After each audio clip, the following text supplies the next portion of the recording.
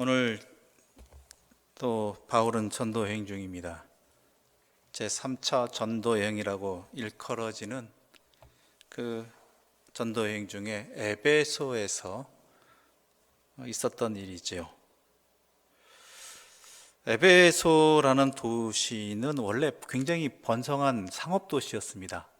당시로서 상업 도시라고 하면은요, 발달한 문명을 가진, 그리고 물질 문명이 풍부한 그러한 곳이지요. 물론 그런데 이 에베소라는 도시는 전성기는 지나 있었습니다. 한때 그랬던 도시였습니다. 그럼에도 불구하고 여전히 정치적으로나 경제적으로나 종교적으로나 매우 중요한 위치를 차지하고 있었죠. 특히 에베소의 명물이라고 일컬어지는 에베소를 상징하는 건물이 하나 있었는데, 그건 아데미 신전입니다. 아르테미스라고 이야기하죠. 그 신전이 있었는데 이 아테네에 있는 파르테논 신전보다 더 컸다고 합니다. 우리가 일반적으로 그리스 하면은 떠오르는 그 신전 있잖아요. 지금 거의 기둥만 남아있는 그 굉장히 큰 곳인데, 그것보다 더 큰, 헬라에서 가장 큰 건물로서 그 당시 명물 중에 명물이었다고 그러죠. 그래서 이러한 종교색이 굉장히 강한, 자기들이 아데미 여신을 자신들의 도시의 신으로 섬기고 있다는 것 자체도 굉장히 어찌 보면은 자랑스럽게 여기는 그러한 도시였습니다. 그래서 그런지 학자들은 에베소라는 이 도시를 바울의 선교 사역 중에서 가장 격렬한 반대, 가장 지속적인 저항을 받은 곳이라고 이야기합니다. 아주 힘들었던 곳이죠. 그런데 에베소에서 바울은 자그마치 3년이나 있었습니다. 고린도에서는 얼마 있었는지 기억하십니까? 1년 반 있었죠. 그것도 긴 것이거든요. 그런데 이것은 3년이나 있었습니다. 그토록 그 저항과 또한 반대가, 박해가 심했던 곳임에도 불구하고 주님이 거기 있으라고 하니까 어떡하겠어요? 있어야죠. 그곳에서 사역을 하는 것입니다. 그것에 관한 이야기들이 오늘 본문에 나오고 있습니다. 우리 1절부터 3절의 말씀 우리 다시 한번 읽어보도록 하겠습니다. 1절부터 3절입니다. 아볼로가 고린도에 있을 때 바울이 윗지방으로 다녀 에베소에 와서 어떤 제자들을 만나 이르되 너희가 믿을 때 성령을 받았느냐? 이르되 아니라 우리는 성령이 계심도 듣지 못하였노라. 바울이 이르되 그러면 너희가 무슨 세례를 받았느냐? 대답하되 요한의 세례니라. 이게 무슨 얘기인가? 우리가 지난주에 살펴본 아볼로에 관한 이야기가 바로 여기에 연결되어집니다. 우리 성경 한 군데 읽어볼게요. 앞장인 사도행전 18장 24절과 25절 함께 읽어보겠습니다. 18장 24절과 25절입니다. 알렉산드리아에서 난 아볼로라 하는 유대인이 에베소에 이르니 이 사람은 언변이 좋고 성경에 능통한 자라. 그가 일찍이 주의 도를 배워 열심으로 예수에 관한 것을 자세히 말하며 가르치나 요한의 세례만 알 따름이라. 자, 여기서도 뭐라고 되어 있죠? 요한의 세례만 알 따름이라. 아볼로에 대해서 그렇게 얘기하고 있습니다. 지금 현재 아볼로는 고린도 교회에서 사역하고 있는 중입니다. 그런 가운데 바울이 에베소 왔는데 여기서 또 어떤 사람들을 만났는데 제자들이라고 이야기하죠. 근데 그도 뭐냐? 요한의 세례만 알고 받았다라고 이야기하고 있습니다. 그래서 학자들은 이 에베소에서 바울이 만난 제자들이 아마 아볼로의 제자였거나 아니면 아볼로에게 영향을 받은 어떠한 사람들이 아닐까, 그 계통의 사람들이 아닐까라고 추측을 하기도 합니다. 그런데 중요한 것은 이들이 요한의 세례만 알고 있다는 것이죠. 아볼로도 그렇고 이 제자들도, 에베소에서 만난 제자들도 그렇다면 이 요한의 세례라는 게 도대체 뭘까요? 세례면 세례지 요한의 세례가 있고 예수님의 세례가 따로 있느냐? 예, 따로 있습니다. 당시에 세례라는 것이 각 종교별로 또한 종교 안에서도 같은 종교 안에서도 누구 아래에 있느냐에 따라서 세례의 형태가 의미가 좀 달랐어요. 우리야 이제 예수님의 세례로 하나로 통일되어서 우리가 세례하면 보통 예수님이 우리에게 주시는 우리에게 허락하신 성례 중에 하나인 그 세례를 말하지만 그때 당시에는 어느 파냐 누구가 어느 선생님이냐에 따라서 세례가 달랐다라는 것이죠. 특히 유명한 것이 요한의 세례였습니다. 성경에도 기록되어 있죠. 요한의 세례와 예수님의 세례의 차이가 뭐냐? 그것은 바로 2절에 잘 나타나 있습니다. 2절을 오늘 본문은 2절을 보게 되면 너희가 믿을 때 성령을 받았느냐 이르되 아니라 우리 성령이 계심도 듣지 못하였노라. 바로 이 부분입니다. 즉 요한의 세례는 성령의 역사와는 거리가 좀 있는, 그렇다고 없었다고 얘기할 수는 없죠. 성령께서 뭐 허락하시는 거 임하시면 뭐 있는 건데 공식적인 세례의 형태 속에서는 성령에 대한 부분이 인지되지 않은 상태였다라는 것이죠. 이 세례를 받으면 성령님이 너희와 함께 하신다라는 증거다라는 이런 표현이 없다란 말이에요. 성령이 안 오셨다가 아니라 여러분 구분하셔야 돼요. 성령이 오실 수도 있어요. 그렇죠? 그런데 세례를 주면서 세례에 대한 이 요한의 세례라는 의미 속에선 성령에 대한 인지나 언급이 없었다라는 것입니다. 왜냐? 그 차이가 뭐냐면 더 분명한 것이 우리가 요한의 세례는 예수님이 오시기 전, 예수님이 공생에 시작하시기 전에 요한이 요단강가에서 세례를 베푼 그 사건을 통해서 우리는 분명히 알고 있습니다. 세례 요한이 요단강가에서 세례를 베풀죠. 근데 그 세례의 특징이 뭐냐면 죄를 깨닫게 하는 거예요.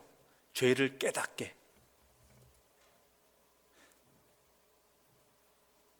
즉 이를 일컬어서 이렇게 표현하게 됩니다. 율법적인 세례다. 율법이란 건 뭐죠? 하나님의 백성으로서 살아가야 될 삶의 형태, 규례 뭐 이런 것들이죠. 세례 요한이 그래서 세례를 줄 때 백성들이 뭐라고 이야기하냐면 세례를 받으면서 내가 무엇을 하오리까예요. 내가 무엇을 하오리까? 내가 무엇을 해야 됩니까? 라는 거. 어떻게 살아야 됩니까? 그것에 세례 요한이 뭐라고 얘기했는지 아시죠? 옷과 먹을 것이 있는 사람들은 없는 자들에게 나눠줘. 옷 2벌 있는 자는 옷 1벌을 나눠주고, 또한 세리는 부과된 것 위에 거두지 말고, 군인은 강탈하지 말고 거짓으로 고발하지 말고. 왜냐하면 그것들이 자신들의 주 수입원이었거든요. 예나 지금이나 그 치안을 담당하는 사람들의 이게 있지 않습니까? 요즘이야 뭐 블랙박스도 있고 또 여러 가지 뭐 감시하는 형태들이 다른 디지털적인 것들이 있어서 그렇게는 못하지만 옛날에는 그랬거든요. 지나가다 이렇게 필요하면 잡고 돈도 받고 그랬거든요. 이때 군인도 그런 역할을 했어요. 그래서 부과된 것 외에는 거두지 마라. 워낙 군인이 박봉이었으니까요. 그런 것들을 하는 것입니다. 이게 뭡니까? 하나님의 백성으로서 어떻게 살아야 되는가, 그렇게 살지 못했음을 회개하고 이렇게 살아야 된다라는 것을, 어떻게 살아야 된다는 것을 말하는 것이지요. 그래서 율법적인 세례라고 이야기합니다. 즉 율법은 뭐예요? 하나님의 백성이 아까도 말씀드린 어떻게 살아가야 되느냐라는 것이죠. 그런데 여기는 문제는 뭐냐면 성령의 역사에 대해서는 말하지 않는다는 것이죠. 성령에 대해서는. 율법과 또 다른 대척이라는 말은 맞지 않고요. 율법보다 더 가치 있고 중요한 우선시될 게 뭔지 아십니까? 그게 바로 복음입니다. 복음. 예수께서 우리에게 주시는 세례가 있습니다. 예수를 통해서 주시는 세례의 특징이 뭐냐면 성령님께서 임하신다는 것이죠. 성령님께서 임하신다는 것은요, 우리가 성령을 구해서 임하는 게 아니라 하나님이 주시는 거예요. 하나님이. 우리가 물론 간절히 성령께서 나를 주관하여 주셨고 나에게 허락해 주셔서 간절히 매달리고 구하는 것 있어요. 그래서 응답 주실 때도 있죠. 그러나 중요한 것은 하나님께서 주권적인 역사라는 것이죠. 그것은 아무리 구해도 안 주시고자 하면 안 주시는 거고요, 아무리 피해도 주시고자 할 때는 받아야 되는 거예요. 즉 예수님의 세례는 뭐냐면 하나님의 복음의 역사라, 성령의 역사라는 거예요. 그 특징이 뭔지 아세요? 특징이 그렇다면 세례의 특징은요, 예수님의 세례의 특징은 내가 어떠한 존재이며, 그리고 이 세례를 통해서 내가 하나님의 자녀가 되었음을 알 수 있는 표지 같은 거예요. 꼭 세례를 받아야지 하나님의 자녀가 되는 건 아니에요. 세례 안 받아도 하나님의 자녀 될 수 있어요. 그러나 객관적인 표지, 우리가 알고 인지하고 알 수 있는 표지를 주신 게 바로 이 세례라는 예식이라는 것이죠. 즉 이 세례를 통해서 우리에게 주시는 것은 하나님의 전적인 은혜라는 거예요. 내가 하나님의 자녀가 되었다라는, 하나님 예수 그리스도를 통해서 하나님의 구속의 은혜를 입었다라는, 그것이 바로 예수님의 세례를 통해 나타나는 거예요. 가끔 이런 분도 계십니다. 내가 세례를 받을 만한 자격이 없습니다. 내가 뭐 한 것 없습니다. 그렇게 인지하고 계시는 건요, 말씀하시는 것은 세례에 대해서 오해하는 게 어찌 보면 율법적인 세례에 대해서 생각하고 있다는 거예요. 내가 어떤 행위를 해서 얻어내는 것, 그 행위를 통해서 얻을 수 있는 것, 이러한 개념이라는 것이죠. 세례는 내가 하나님의 자녀가 되었다는 하나님의 전적인 은혜의 표지입니다. 누구를 통해서? 예수 그리스도의 십자가를 통하여서.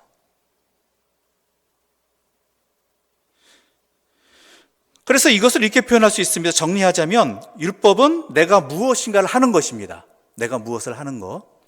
복음은 하나님께서 하시는 일이에요. 하나님께서는 세상을 창조하셨습니다. 그거 내가 할 수 있는 일이에요? 아니죠. 그렇죠? 하나님이 하시는 일이에요, 전적으로. 또한 예수 그리스도 통해서 우리를 구속하시고 하나님의 백성으로 삼아주시는 것, 내가 할 수 있는 일이에요?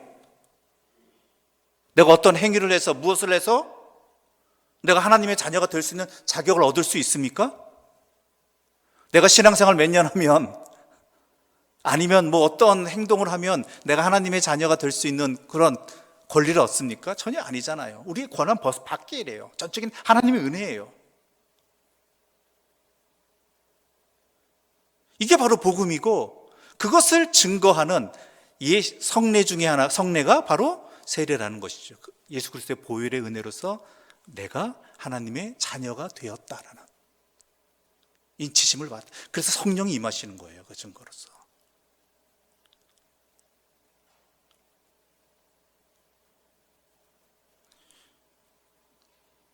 그럼 복음과 율법은 뭐냐?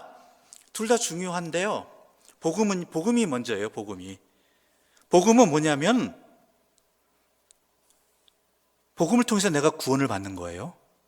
여러분 정리 잘 하시기 바랍니다. 복음을 통해서 내가 구원을 받는 거예요. 그렇죠? 예수 그리스도의 구속의 은혜라는, 하나님의 전적인 은혜라는 이 복음을 통해서 내가 구원을 받죠. 그거는 구원받은 백성이 어떻게 살아가야 되느냐? 구원받은 백성으로서 그것이 바로 내가 하나님의 백성답게 어떻게 살아가느냐가 율법이라는 거예요. 그러니까 율법을 안 지키며 산다는 것, 이거는 말이 안 되는 거예요. 하나님의 말씀 지키며 살아야 돼요. 하나님의 백성이 되었으니까 하나님의 백성답게 살아야 되죠. 우리는 종종 율법과 복음을 혼돈합니다. 율법을 말해야 될 때 복음을 말하고, 복음을 말해야 될 때 율법을 말해요. 그러다 보니까 신앙이 헷갈리는 거예요. 신앙이 헷갈려 버리는 거예요.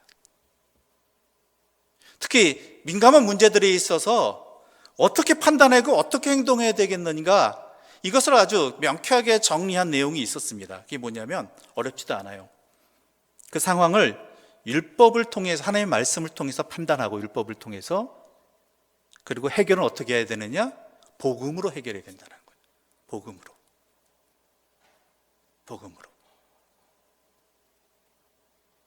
옳고 그름을 어떻게 판단하느냐? 율법을 통해서 판단하고,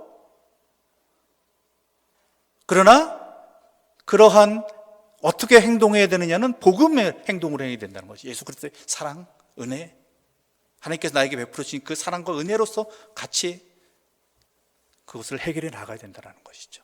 문제는 뭐예요? 율법으로 판단하고 율법으로 행동하기 때문에 문제가 되는 거예요. 해결책을 찾기 때문에. 죄인으로 구분 짓고 잘못된 것으로 해결하고 멀리하고 정죄하고. 우리 예수님도 죄를 죄 아니라고 얘기하신 적 없어요. 그렇죠? 잘못된 죄 인식에 대해서 뭐라고 했지만 분명히 하나님 말씀에 비추어 죄인 것은 죄라고 분명히 말씀하시면서 그 죄인들에게 어떻게 하셨어요? 다가가시고 품어주시고 회복시켜 주셨잖아요.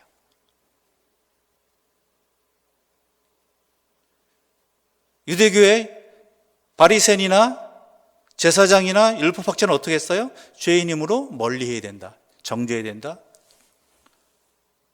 구별해야 된다. 그걸로 끝나버렸잖아요. 회복에 대해서는 관심이 없었잖아요. 어떻게 품을 것인가.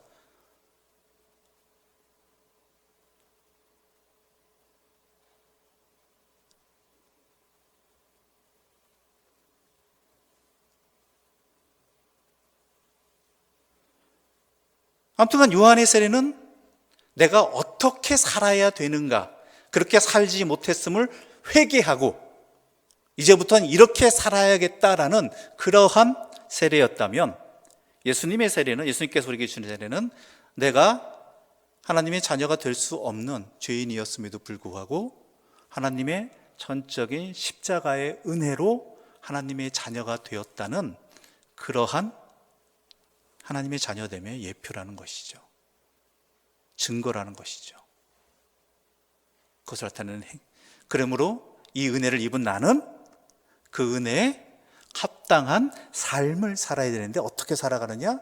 하나님의 말씀대로, 나에게 행하라 하신 대로. 근데 그것이 쉬워요? 아니잖아요. 그래서 그것을 내가 하나님, 내 자신, 그 이전에 먼저 내가 가끔 이런 의문도 들잖아요. 내가 진짜 하나님의 자녀 맞나? 하나님이 날 구원하신 건 맞나? 우리는 흔들려 버릴 수밖에 없어요. 흔들려요. 헷갈려요. 내 삶을 조금만 돌아보면은 이거는 그런 우리들에게 믿음을 주고 확신을 주시고 또한 그러한 삶을 깨닫게 해주시고 살아가게 해주시는 힘을 누가 주셔요? 성령님. 그래서 성령님도 함께 주시는 거예요. 성령님의 가장 중요한 역사 중에 하나가 뭐죠? 능력 중에 하나가 예수를 나의 구주로 고백하고 믿게 하는 것. 그렇다면 예수님을 구주로 믿고 고백하고 믿는 사람이라면 어떻게 살아야 될 것인가도 알려주시고 할 수 있게 힘을 주시는 분도 도와주시는 분도 성령님. 그런 것들이죠.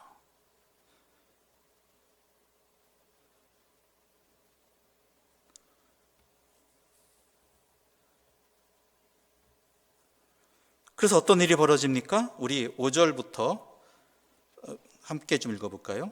5절부터 7절까지입니다. 그들이 듣고 주 예수의 이름으로 세례를 받으니 바울이 그들에게 안수함에 성령이 그들에게 임하심으로 방언도 하고 예언도 하니 모두 12사람쯤 되니라. 예. 바울이 예수의 이름으로 세례를 주었더니 어떤 일이 벌어졌죠? 성령이 임하셨다. 성령이 임하신 증거가 뭐였다? 모르잖아, 그 사람들이 성령이 어떠신 분인지. 근데 성령이 임하셨다는 표지로서 그들에게 어때요? 방언도 하고 예언도 했다. 이거 오해하지 마십시오. 방언 못하고 예언 못한다고 성령 안 임하신 거 아니에요. 그것은 이 사람들에게 그것이 성령이 임하셨다는 표지가 필요하기 때문에, 어떠한 증거가 필요하기 때문에 그렇게 주신 거예요. 가장 확실한 증거는 내게 성령님 함께 하신다. 예수를 나의 구주로 믿고 살아가느냐. 이게 성령님이 믿어지느냐. 이것이 성령님의 가장 중요한 역할이에요. 그렇다면 나에게 성령이 임하시는 것이죠. 나와 함께 하시는 것이죠. 그런데 왜 그렇게 살지 못하느냐? 여러분, 전에도 제가 수차례 말씀드렸습니다. 성령님은 우리와 함께 하시는데 그 성령님이 나를 주관하시느냐 아니냐의 차이예요. 다른 표현을 할까요? 성령 충만하냐 아니냐예요. 성령님이 안 계신 게 아니라 성령님을 내가 나의 삶에 충만하게 모시고 있지 않기 때문에, 내 삶의 모든 것에 성령님과 함께하지 않기 때문에 예수를 믿으면서도 예수님을 믿는 사람답게 살지 않고 있는 것이고 전혀 차이가 없는 것 같이 보이는 것이죠. 그래서 우리가 항상 기도해야 되는 건 성령님을 나에게 주십시오가 아니라 성령 이미 나에게 허락해 주신 그 성령님이 나에게 충만하게 역사하게 하여 주십시오. 이 부분인 거예요. 이 부분.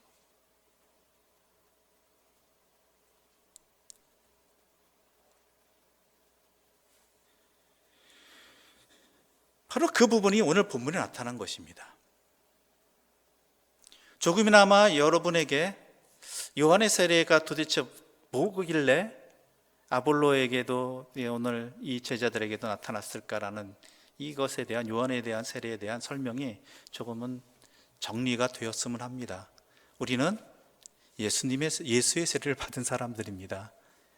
기독교에 있어서 오늘날 세례라고 하는 것은 예수의 세례, 성령님이 함께 하시는 예수의 세례라는 것, 바로 그것을 명심하시고, 그것은 우리의 자격으로 얻는 것이 아니라 어때요? 하나님의 전적인 은혜이다라는 것.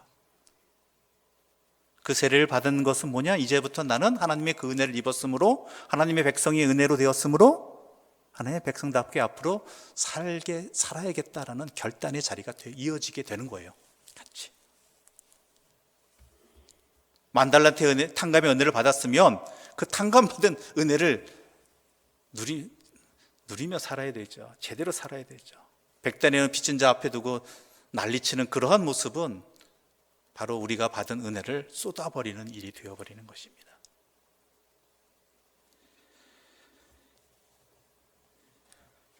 8절부터 우리 10절의 말씀 함께 읽어보겠습니다. 8절부터 10절의 말씀입니다. 함께 읽어보겠습니다.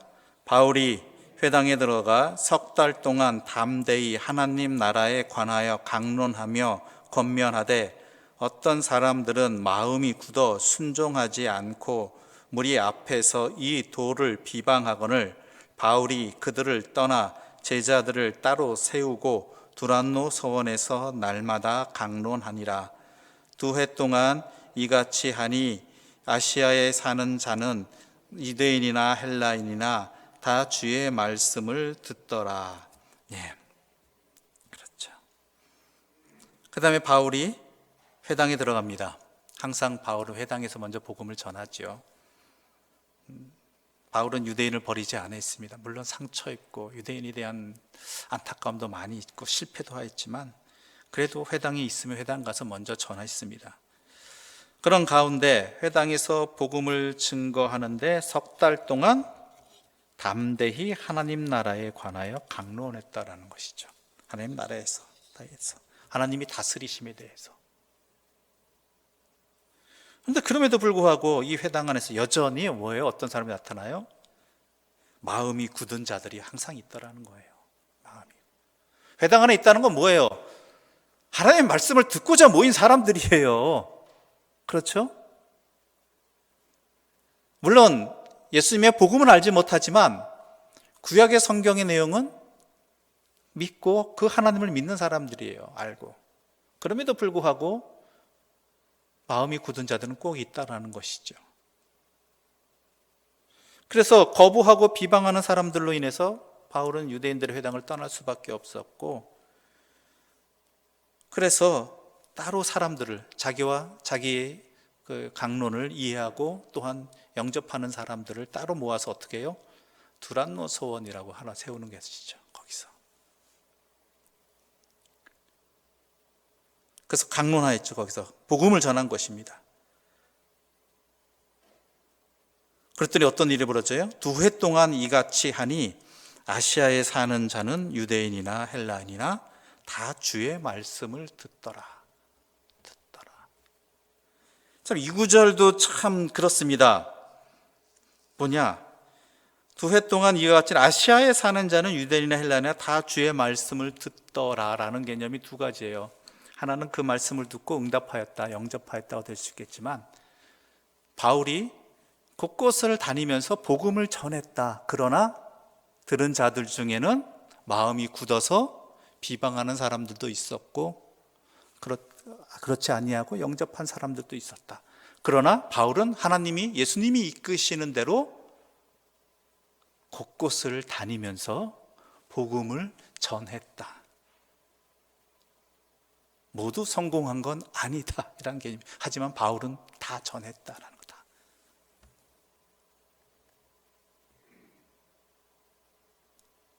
그래서 에베소에 3년 동안 있었던 거잖아요. 계속적인 저항과 반복이, 비방이 있었거든요. 그러나 하나님이 이곳에서 고린도에서 1년 반 머물게 하신 것도 고린도가 편해서가 아니잖아요. 전에 말씀드렸죠? 도리어 베레아가 편했다라고. 하나님의 때가 있고 하나님께서 원하시는 일이 있단 말이에요. 그렇다면 그곳에서 자기의 사명을 놓치지 않고 살아가고 전하는 것, 이것이 바울이 행한 일입니다.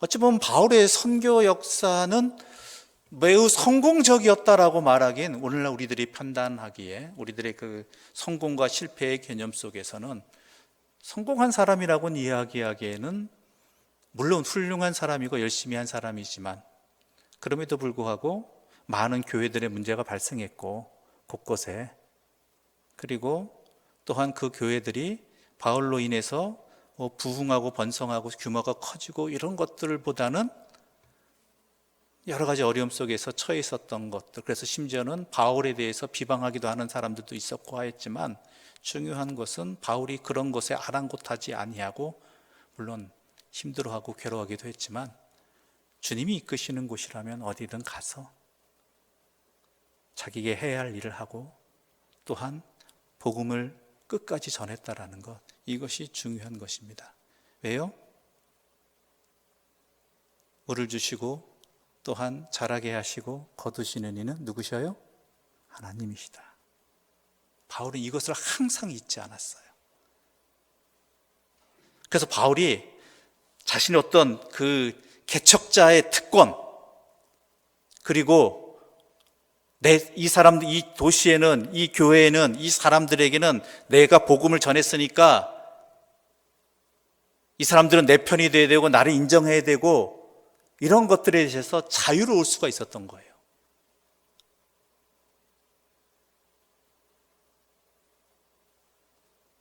그래서 떠날 때는 떠나고, 또한 가야 될 때는 가고, 좋은 데만 간 것이 아니라 불편한 자리에도 그곳을 하나님이 이끄시면 가는 것이고, 자기의 계획과 다른 곳이지만 하나님이 이끌어 가시면 가는 거고, 자기 마음에 흡족하고 너무 좋은 곳이었지만 하나님이 또 옮기라고 하면 옮긴 것이고, 때로는 그가 복음을 전한 사람들이 그에 대해서 그를 인정해 주지 아니하고, 또한 그에 대해서 말도 안 되는 비방을 할지라도 속상해나 해요. 바울도 얼마나 화가 나고 뭐라고 했는데요. 그럼에도 불구하고 그들을 복음으로서 다가가고, 또한 복음으로서 편지하고 그 사명을 계속 감당했던 것은 바로 이 부분에 바울의 사명이 바로 이것이었다. 나는 심는 자이지만 물을 주시고 자라게 하시는 이는 하나님이시다, 거두시는 이는 하나님이시다라는 그 분명한 신앙관을, 선교관을 갖고 있었기 때문이라는 것입니다. 원래 이게 우리들에게 반드시 필요한, 오늘날 특히 더 필요한 것입니다. 각 교회도 목회자들도 마찬가지고요. 내 교회가 어디 있습니까? 하나님의 교회입니다.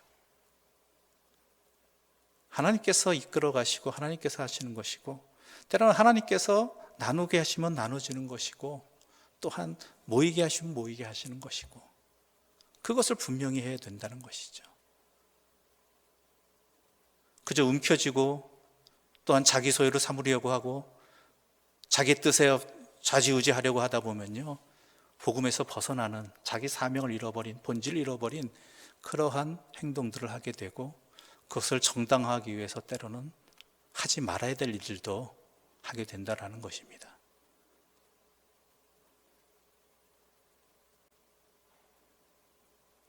이 부분에 있어서 오늘날 우리들은 과연 당당하게 나는 그렇지 않습니다라고 이야기할 수 있는 그런 하나님의 사람들, 하나님의 교회가 되기를 바랍니다. 하나님의 교회입니다. 하나님이 주인이시고 또한 하나님께서 또한 역사하십니다. 우리 인생도 마찬가지고요. 그런 이야기들이 또한 다음 이 뒤 이어질 본문에도 나오게 되는데요. 그 이야기는 오늘 시간이 많이 흐른 관계로 다음으로 이어서 우리가 그 이야기들을 나눠보도록 하겠습니다. 기도하겠습니다. 하나님 아버지 감사합니다. 오늘 에베소에서 바울의 사역을 통해 주님께서 우리에게 베풀어 주신 은혜가 특히 우리를 하나님의 자녀로 예수님의 십자가의 은혜를 통해서 우리를 회복시켜 주신 것, 삼아 주신 것이 얼마나 큰 하나님의 전적인 은혜인지 다시 한번 깨닫게 해주시니 감사합니다. 이 은혜를 우리가 받았습니다. 이 은혜대로 살아가게 해주시고 이 은혜에 합당한 삶을 살게 해주시고 이 은혜를 나누는 하나님의 사랑의 사람들 되게 하여 주시옵소서. 예수님의 이름으로 기도드립니다. 아멘.